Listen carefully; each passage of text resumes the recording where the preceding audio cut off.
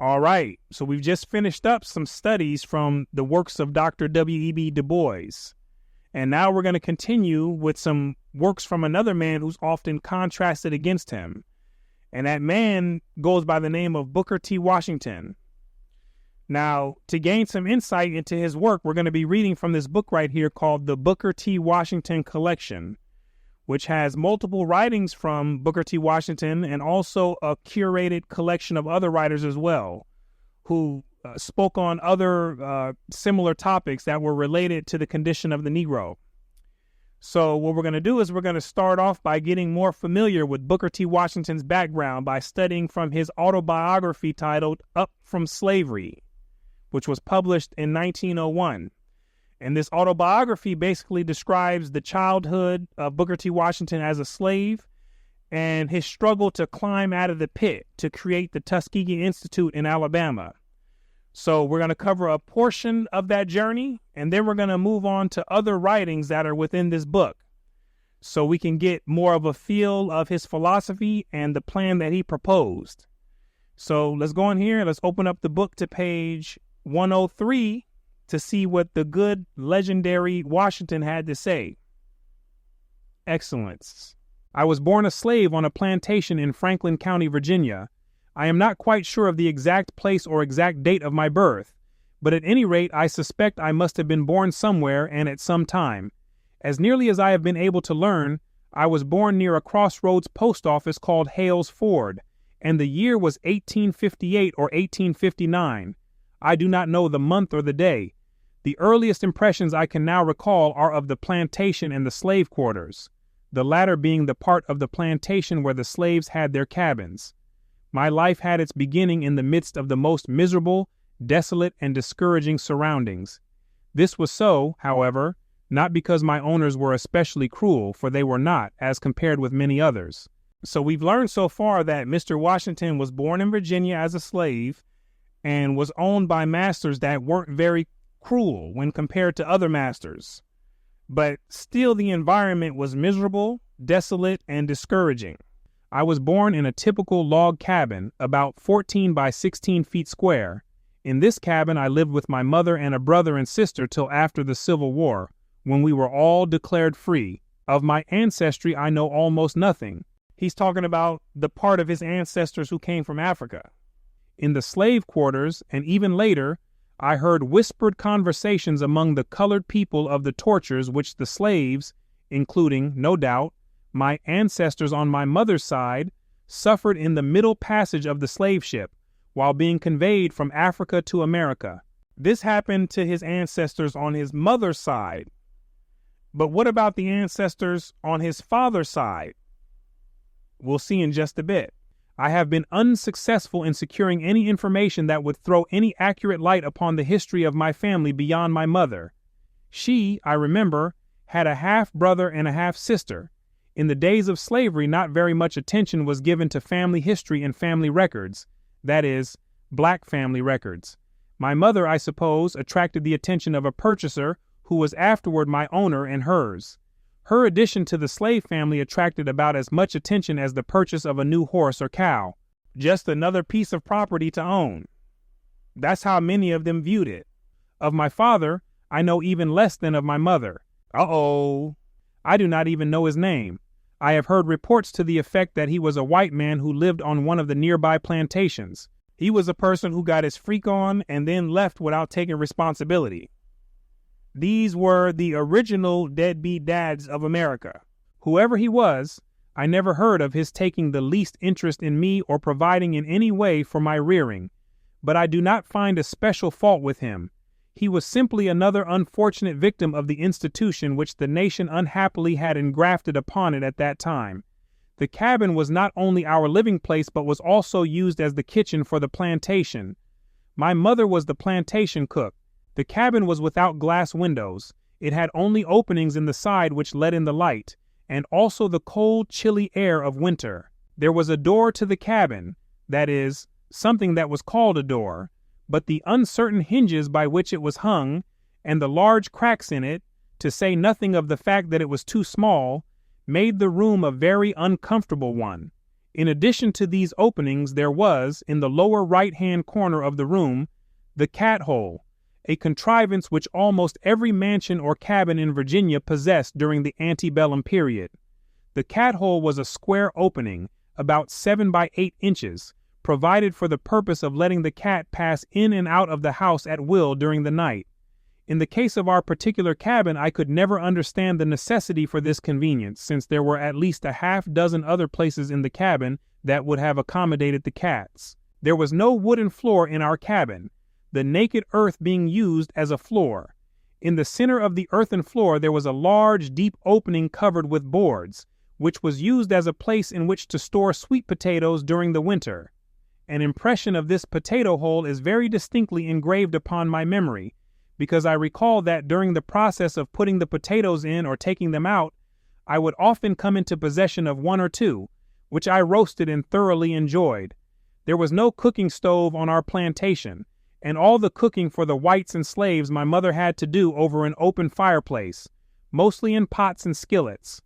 While the poorly built cabin caused us to suffer with cold in the winter, the heat from the open fireplace in summer was equally trying.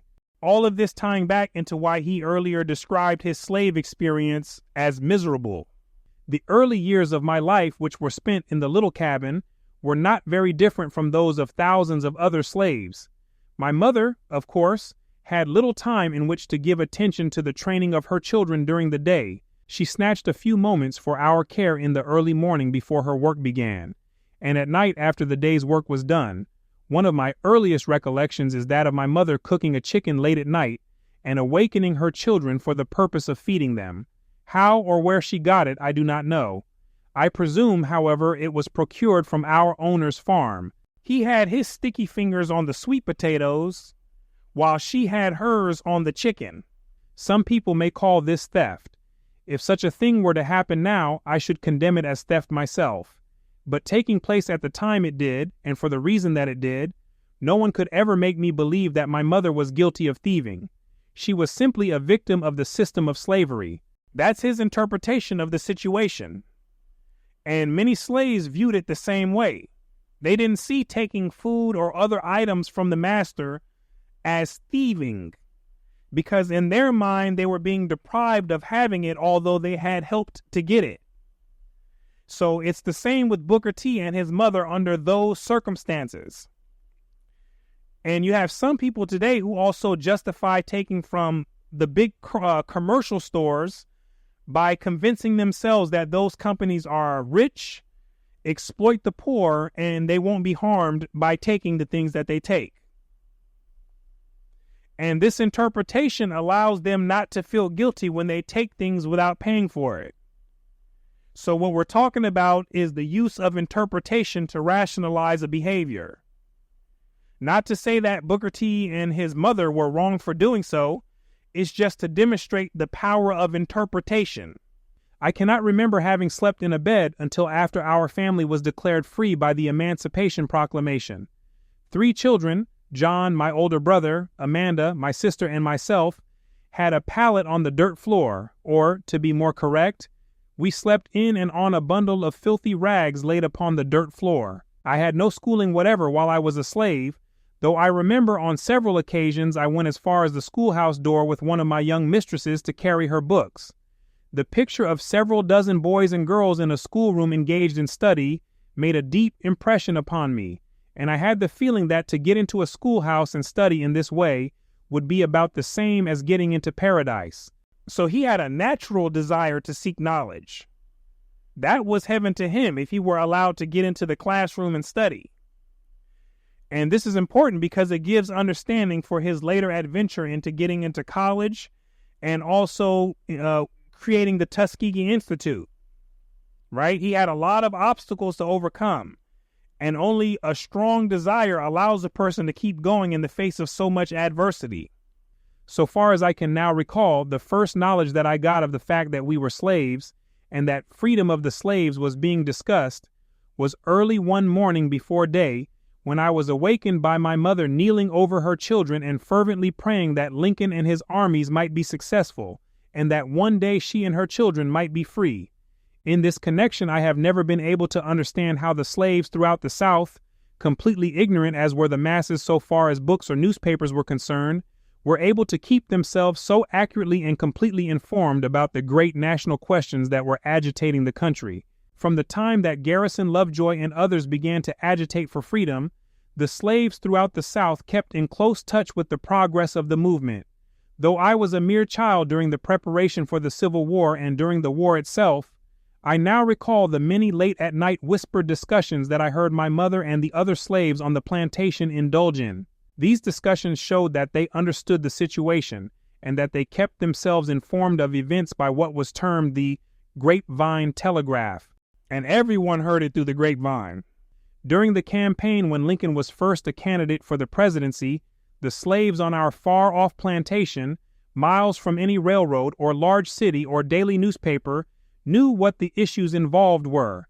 When war was begun between the North and the South, every slave on our plantation felt and knew that, though other issues were discussed, the primal one was that of slavery. Even the most ignorant members of my race on the remote plantations felt in their hearts, with a certainty that admitted of no doubt, that the freedom of the slaves would be the one great result of the war if the Northern armies conquered. Every success of the Federal armies and every defeat of the Confederate forces was watched with the keenest and most intense interest. Often the slaves got knowledge of the results of great battles before the white people received it. This news was usually gotten from the colored man who was sent to the post office for the mail. In our case, the post office was about 3 miles from the plantation, and the mail came once or twice a week. The man who was sent to the office would linger about the place long enough to get the drift of the conversation from the group of white people who naturally congregated there, after receiving their mail, to discuss the latest news. He was a mailman and a professional ear hustler. The mail carrier on his way back to our master's house would as naturally retail the news that he had secured among the slaves, and in this way they often heard of important events before the white people at the big house, as the master's house was called. Hot stuff, right? Now watch this. One may get the idea, from what I have said, that there was bitter feeling toward the white people on the part of my race, because of the fact that most of the white population was away fighting in a war which would result in keeping the Negro in slavery if the South was successful. In the case of the slaves on our place, this was not true, and it was not true of any large portion of the slave population in the South where the Negro was treated with anything like decency. One of the slave masters from Dr. Leon Litwack's 1979 book, Been in the Storm So Long, The Aftermath of Slavery, said that this time before the war was a period when everyone in society knew their roles and status, and the least amount of problems were experienced out of the Negroes. So I can see why he described most of them that were decently treated as not being bitter towards whites, right? This was a time where most blacks had accepted their position at the bottom, so there wasn't much to be bitter about. During the Civil War, one of my young masters was killed, and 2 were severely wounded. I recall the feeling of sorrow which existed among the slaves when they heard of the death of Mars Billy. It was no sham sorrow, but real. They weren't faking the funk. They really felt sorrow for what happened. And here's why. Some of the slaves had nursed Mars Billy, others had played with him when he was a child.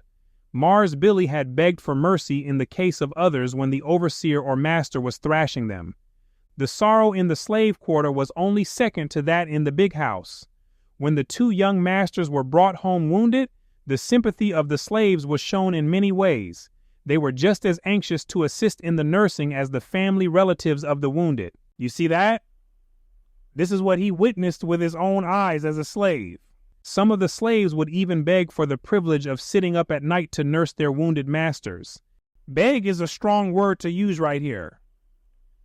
So that says to me that Negroes were literally pleading for what he calls the privilege to stay up with the master and nurse his wounds. Right? This is wild, isn't it? This tenderness and sympathy on the part of those held in bondage was a result of their kindly and generous nature. In order to defend and protect the women and children who were left on the plantations when the white males went to war, the slaves would have laid down their lives. The slave who was selected to sleep in the big house during the absence of the males was considered to have the place of honor. This is more wild stuff. But in the world they existed in, it was viewed as real VIP treatment and something to go back to the cabins to tell everyone about. Anyone attempting to harm young mistress or old mistress during the night would have had to cross the dead body of the slave to do so. I do not know how many have noticed it, but I think that it will be found to be true that there are few instances, either in slavery or freedom, in which a member of my race has been known to betray a specific trust. As a rule, not only did the members of my race entertain no feelings of bitterness against the whites before and during the war, but there are many instances of Negroes tenderly caring for their former masters and mistresses who for some reason have become poor and dependent since the war. Now listen to this. I know of instances where the former masters of slaves have for years been supplied with money by their former slaves to keep them from suffering.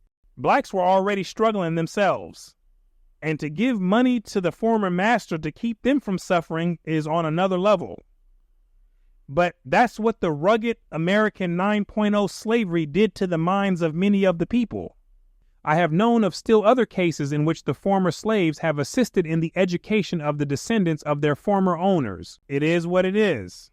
I know of a case on a large plantation in the South in which a young white man, the son of the former owner of the estate, has become so reduced in purse and self-control by reason of drink that he is a pitiable creature, and yet, notwithstanding the poverty of the colored people themselves on this plantation, they have for years supplied this young white man with the necessities of life. One sends him a little coffee or sugar, another a little meat, and so on. Nothing that the colored people possess is too good for the son of old Mars Tom, who will perhaps never be permitted to suffer while any remain on the place who knew directly or indirectly of old Mars Tom. Some Negroes just could not stand the sight of seeing a former master struggle. It was unusual and perhaps unbearable to them. Ever since I have been old enough to think for myself, I have entertained the idea that, notwithstanding the cruel wrongs inflicted upon us, the black man got nearly as much out of slavery as the white man did. The hurtful influences of the institution were not by any means confined to the Negro. This was fully illustrated by the life upon our own plantation. The whole machinery of slavery was so constructed as to cause labor, as a rule, to be looked upon as a badge of degradation, of inferiority.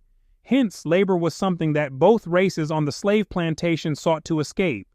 The slave system on our place, in a large measure, took the spirit of self-reliance and self-help out of the white people. The whites he's referring to were specifically the white slave owners. My old master had many boys and girls, but not one, so far as I know, ever mastered a single trade or special line of productive industry. They didn't master those trades because they were too busy mastering the trades of getting Negroes to do that work for them, which was a separate skill in itself. The girls were not taught to cook, sew, or to take care of the house. All of this was left to the slaves. The slaves, of course, had little personal interest in the life of the plantation, and their ignorance prevented them from learning how to do things in the most improved and thorough manner. As a result of the system, fences were out of repair, gates were hanging half off the hinges, doors creaked, window panes were out, plastering had fallen but was not replaced. Weeds grew in the yard. As a rule, there was food for whites and blacks, but inside the house and on the dining room table, there was wanting that delicacy and refinement of touch and finish, which can make a home the most convenient, comfortable, and attractive place in the world. Withal, there was a waste of food and other materials which was sad. When freedom came, the slaves were almost as well fitted to begin life anew as the master, except in the matter of book learning and ownership of property. The slave owner and his sons had mastered no special industry. They unconsciously had imbibed the feeling that manual labor was not the proper thing for them, because working with the mind to control and manage people was the skill they focused on.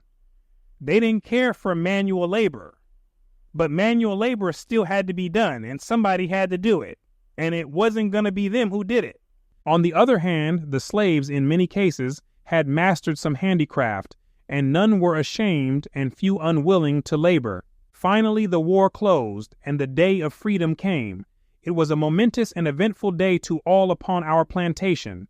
We had been expecting it. Freedom was in the air, and had been for months.